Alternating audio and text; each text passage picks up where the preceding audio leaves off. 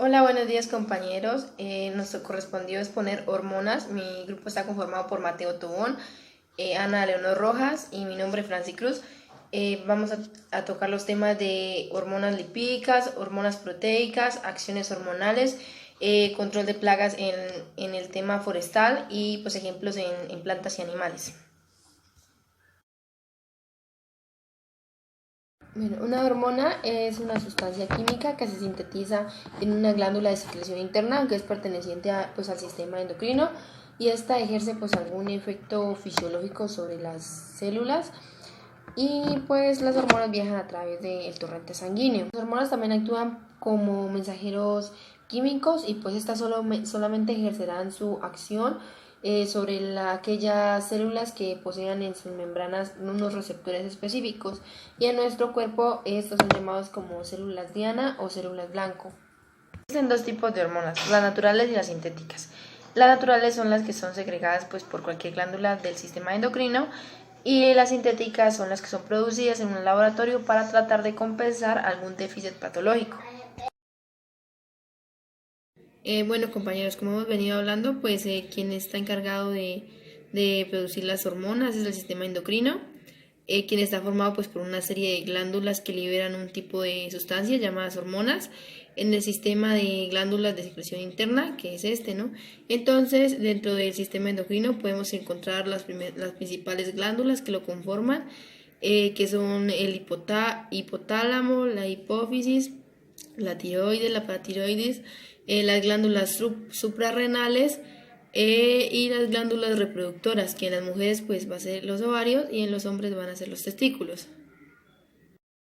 Los diferentes componentes químicos de las hormonas intervienen en diferentes procesos como lo son el metabolismo, el crecimiento y desarrollo del organismo, la reproducción, la regulación del nivel de líquidos en la sangre, como es la sal y el azúcar, las características sexuales, tanto femeninas como masculinas, además de que afectan el estado de ánimo y el apetito sexual.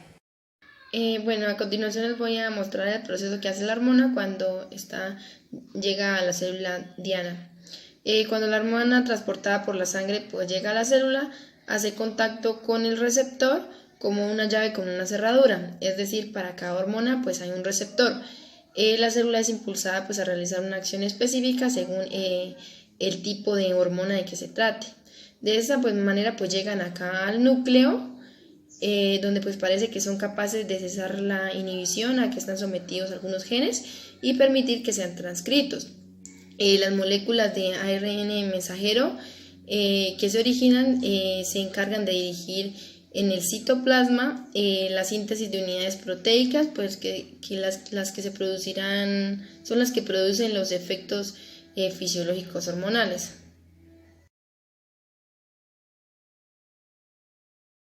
A continuación les estaré presentando algunas hormonas que son de composición química lipídica, como lo es el cortisol, la aldosterona, la progesterona, la testosterona y los estrógenos. El cortisol pues es una hormona que se produce en la glándula suprarrenal y que sirve para aumentar el nivel de azúcar en la sangre. Cuando esta hormona se sube pues se conoce como hipercortisolismo, y también pues produce efectos negativos como es el aumento de grasa o el incremento de los niveles de presión arterial. Esta también ayuda pues a suprimir el sistema inmunológico para ahorrar energía y ayudar al metabolismo de grasas, proteínas y carbohidratos. Y pues esta hormona se libera por situaciones de estrés, entonces el nivel de cortisol pues aumenta. La producción excesiva de cortisol tiene pues efectos negativos como es el aumento de peso, problemas de piel, insomnio, el sistema inmune debilitado, fracturas de huesos, depresión y pues ansiedad. Para evitar esto también pues para disminuir los niveles de cortisol, lo que recomiendan pues es moverse regularmente, hacer ejercicio, dejar la cafeína, mantener los niveles de azúcar en la sangre. Todo esto pues nos ayudará como a tener regulado lo que es la hormona del cortisol y pues que no tengamos efectos negativos en nuestro cuerpo. La aldosterona es una hormona segregada por las glándulas suprarrenales y ayuda al cuerpo a regular la presión arterial. Esta también aumenta la reabsorción de sodio y agua y la liberación de potasio en los riñones. El exceso de esta hormona pues también trae consecuencias negativas, ya que el cuerpo retiene el sodio, lo cual causa acumulación de sal y agua y la elevación de la presión sanguínea. La progesterona es una hormona sexual que está presente en el sexo femenino. Esta se libera en los ovarios y posteriormente en la placenta.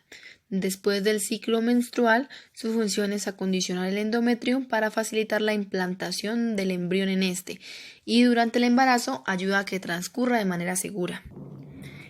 También tiene otro papel muy importante durante el periodo de lactancia, ya que ayuda a preparar las glándulas mamarias, aumentando el tamaño de los senos para que se dé la segregación de leche.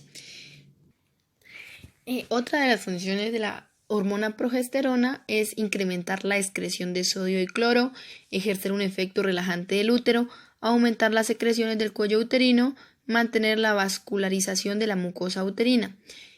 Pues esta en menor medida la progesterona también es producida por las glándulas adrenales y por el hígado. Los hombres también liberan progesterona en su cuerpo, pero pues es en pequeñas cantidades. Eso se produce en los testículos y en las glándulas suprarrenales. Pues la progesterona, como lo acabamos de decir, se libera luego de la primera menstruación en las mujeres y se irá deteriorando progresivamente hasta que pues, la mujer tenga la menopausia. De esta forma, la progesterona también ayuda al desarrollo de los caracteres sexuales secundarios de la mujer. Una vez que se produce la ovulación durante el ciclo menstrual, los ovarios comienzan a producir progesterona. Esta actúa entonces en el endometrio y hace que éste segregue unas proteínas especiales que nutren el óvulo fecundado. Y pues este proporciona unas condiciones óptimas para el desarrollo del embrión. Transcurridas 10 semanas del embarazo, será la placenta la que se encargue de producir la progesterona para mantener los niveles idóneos y hacer que el embarazo se desarrolle con seguridad. Si el óvulo no ha sido fecundado, pero se ha liberado progesterona, el exceso de esta hormona que no necesita nuestro cuerpo será expulsado con el resto de la menstruación. La hormona de la progesterona también se puede encontrar de forma artificial y según estudios dice que tiene efectos antidepresivos. También se ha demostrado un eficaz tratamiento de algunos trastornos conductuales como la ansiedad, la depresión postparto o la tensión premenstrual. Además de eso, se ha estudiado la relación de la progesterona con los tumores cerebrales y la detención de su crecimiento, ya que ésta impide la interacción con el receptor intracelular del tumor.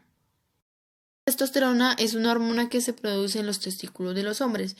Es la hormona masculina más importante, ya que influye en el mantenimiento de los huesos, en el mantenimiento de los músculos, en la producción de espermatozoides y glóbulos blancos, en el mantenimiento del deseo sexual, en el estado de ánimo, en la distribución del vello corporal, en la distribución de la grasa y en las funciones cognitivas.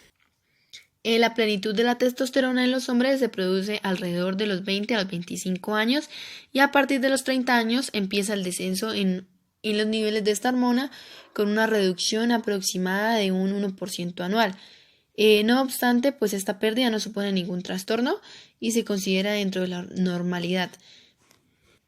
Pues a pesar de la creencia popular, la testosterona no es exclusiva de los hombres, ya que también está presente en el género femenino, aunque con una proporción mucho más baja y pues sus efectos principales están relacionados con el sexo masculino.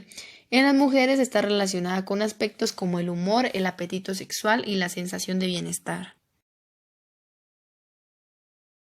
La testosterona influye también en el cerebro, dando lugar a cambios claves. Entre ellos está la producción de dopamina en ciertas áreas del cerebro que son muy dependientes de la testosterona a la hora de producir la dopamina, que es un potente antidepresivo natural. La cognición o la capacidad de pensar está relacionada directamente con la testosterona, especialmente en los hombres jóvenes y de edad avanzada, aumentando el procesamiento espacial. Asimismo, los niveles bajos de este andrógeno suelen estar vinculados a la depresión y a la ansiedad. Por último, tenemos las hormonas estrógenos, que también son derivadas del colesterol. Estas dos hormonas sexuales principalmente femeninas, se producen en los ovarios y en las glándulas suprarrenales. Son las responsables del desarrollo de las características sexuales secundarias femeninas, como el crecimiento de las mamas o la aparición de la menstruación. También el vello púbico y axilar, pues estos empiezan a crecer cuando los niveles de estrógeno también aumentan. El exceso de esta hormona hace que se pierda el equilibrio hormonal y pues que no se dé un buen funcionamiento del organismo. Estos niveles de estrógeno pues desaparecen cuando ya llega la perimenopausia y la menopausia, ya que pues no crecen ni producen los picos de estradiol que ocurre durante el ciclo menstrual. Compañeros, espero haber sido pues lo más clara posible en la información que les di y ahorita ya los dejo con mis compañeros. Buenos días, mi nombre es Ana Rojas y les voy a hablar sobre el control hormonal. Entonces, la producción de hormona está regulada en muchos casos por un sistema de retroalimentación negativa. Es decir, cuando hay exceso de producción de una hormona, este sistema funciona inhibiendo esta producción para pues controlar ese exceso. Se puede considerar al hipotálamo como el centro nervioso director y controlador de la segregación de hormonas. Entonces, cuando el hipotálamo segrega neurohormonas hacia la hipófisis, este segrega hormonas trópicas.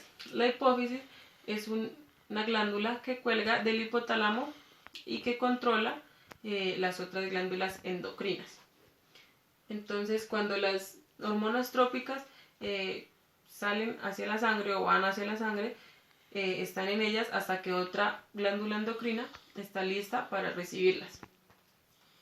En esta imagen podemos ver gráficamente cómo funciona. Entonces, del hipotálamo pasa hacia la hipófisis, donde se liberan las hormonas trópicas que son recibidas por las otras glándulas endocrinas para producir otras hormonas hacia los demás órganos efectores y que cumplen su función.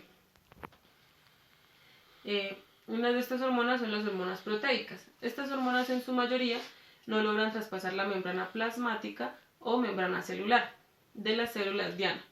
Estas células son aquellas que tienen receptores específicos para estas hormonas y los tienen o se encuentran en la superficie celular. Como podemos ver en la imagen, las hormonas también cumplen con la característica de una llave en una cerradura. Entonces, cada hormona tiene una estructura específica para encajar perfectamente con el receptor hormonal específico en la superficie de cada célula. Aquí se puede ver en la imagen cómo cada una encaja en su receptor. Las hormonas proteicas están constituidas por polipéptidos que pueden ser de pocos aminoácidos, como la somatostatina y la hormona liberadora de gonadotrofina, que tienen menos de 15 aminoácidos. Pueden ser de número intermedio, como lo es la insulina, que tiene 51 aminoácidos, o de muchos, como la hormona de crecimiento, que tiene 191 aminoácidos. En la imagen podemos ver la estructura de la insulina con sus 51 aminoácidos, sus grupos amino y sus grupos hidroxilo. Estas son hormonas proteicas. Pueden ser los factores hipotalámicos, que son de composición química peptídica y se encargan de la estimulación o inhibición de la actividad de la hipófisis, es decir, de la segregación de hormonas trópicas hacia las de otras glándulas endocrinas. La tirotropina, que estimula la tiroides, la somatotropa, que en general actúa sobre todo el organismo. Otras son la oxitocina, que regula las contracciones uterinas y la producción de leche en las mamas. ¿Cómo funciona o cuándo se libera? Se libera en el momento en que la mujer está en labor de parto y se da la distensión de la cervix uterina. Entonces libera la oxitocina para controlar esas contracciones o dolores. También se libera cuando el bebé se está en periodo de lactancia y hace succión en el pezón. Entonces hace estimulación y libera la oxitocina. Otras son la prolactina, que regula la secreción de leche en las mamas, la hormona folículo estimulante, que regula la maduración del folículo ovárico y la formación de espermatozoides. La luteinizante, que es la encargada de la estimulación de la ovulación, la antidiurética, que es la encargada de la regulación de la producción de orina, y la insulina y glucagón, que regulan los niveles de azúcar en la sangre. Entonces, en esta imagen podemos ver cómo funciona la insulina y el glucagón. Cuando se sube la glucosa en la sangre, el hígado le dice al páncreas que necesita insulina para que éste regule esos niveles, es decir, los baje y no se dé la hiperglicemia. Por el contrario, cuando se baja la glucosa en la sangre, el páncreas libera o envía el glucagón, que se encarga de degradar las reservas de carbohidratos para que suban los niveles en la sangre, de glucosa en la sangre. La síntesis de hormonas proteicas. Entonces, cada célula está conectada a vasos sanguíneos y el ADN, pues como ya sabemos, es un conjunto de información genética, por lo tanto, tiene genes. Cada uno de estos genes tiene una característica específica para crear o formar una determinada sustancia. En este caso vamos a hablar de una hormona de tipo proteica. Entonces, cuando el gen del ADN él se transcribe hacia un ARN mensajero. Es necesario decir que ese ARN mensajero también es específico para ese gen. Entonces, posteriormente, cuando ya se transcribe el gen hacia el ARN, pasan al citosol y hacia los ribosomas, donde se forma una pre o prohormona. Después de esto, donde se va a madurar pues la hormona. Después de esto pasa hacia el retículo endoplasmático a través de los receptores para completar la maduración de la hormona. Cuando ya se tiene esto, a través de la exocitosis, la hormona pasa al aparato de Golgi, donde las enzimas proteolíticas cortan los extremos de la prohormona y se tiene como producto la hormona en sí. Finalmente, cuando cada célula o la célula es estimulada, la hormona se dirige hacia la membrana celular, donde posteriormente pasa a los vasos o a la sangre para ser recibida por un órgano. Estos son algunos ejemplos de las hormonas proteicas en animales. La oxitocina se relaciona con los patrones sexuales y la conducta maternal, actúa como neurotransmisor en el cerebro. La oxitocina, tanto en animales como en los humanos, funciona de la misma manera en las hembras o mujeres. Entonces también en los animales, cuando están en la labor de parto, se libera la oxitocina, y cuando puede ser en caso de los bovinos, el ternero hace la succión en la glándula mamaria, también libera la oxitocina. Otro ejemplo es la FSH o la hormona folículo estimulante, que en los machos estimula la síntesis de inhibina, estrógenos y proteínas transportadoras de andrógenos. También es necesaria para la espermatogénesis. Otra función de ella es para tratamientos de superovulación, para transferencia de embriones. Acción hormonal. Una de las características que tienen las hormonas es actuar sobre las células. Estas células, a su vez, deben constar de receptores específicos.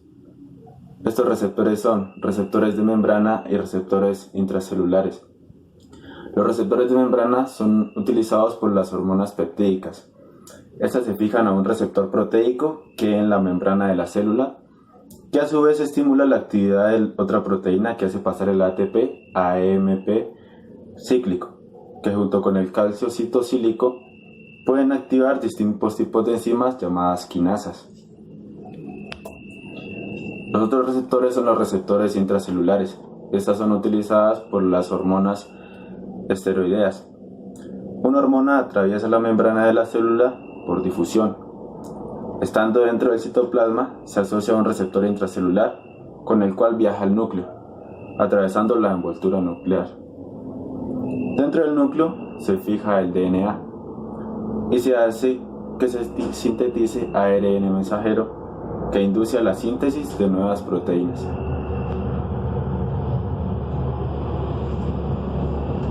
Aquí se tienen dos ejemplos del uso de hormonas en el sector forestal. Un ejemplo es en el control de plagas. Este ejemplo fue tomado de un estudio, de un ensayo piloto que se realizó para 4 plántulas de pino, de coníferas, en los bosques de Europa. El ensayo consistía en evaluar una hormona llamada metilhasmonato en 4 plántulas de especies principales de coníferas.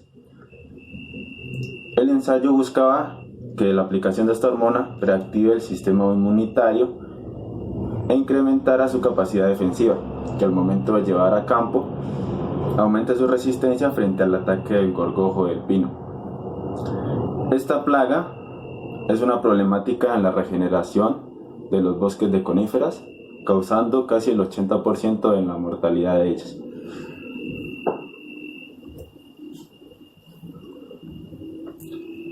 El siguiente ejemplo es el uso de hormonas de crecimiento en esquejes de canelo. Este experimento fue realizado por un estudiante de ingeniería forestal donde evaluó el efecto de las dosis de esta o también ácido indolbutírico para inducir la formación de raíces adventicias en 2 tipos de esqueje, apical y semileñoso de canelo. En base a los resultados obtenidos, concluyó que ninguna de las concentraciones podían inducir o eran capaces de inducir la formación de raíces adventicias en ambos tipos de esquejes. Por lo tanto, concluyó que las plántulas de canelo a través de la propagación vegetal por medio de esquejes no era posible de hacer. Aunque no haya sido posible de llevar a cabo, aquí se evidencia el uso de fitohormonas, además de que también se han hecho estudios en semillas.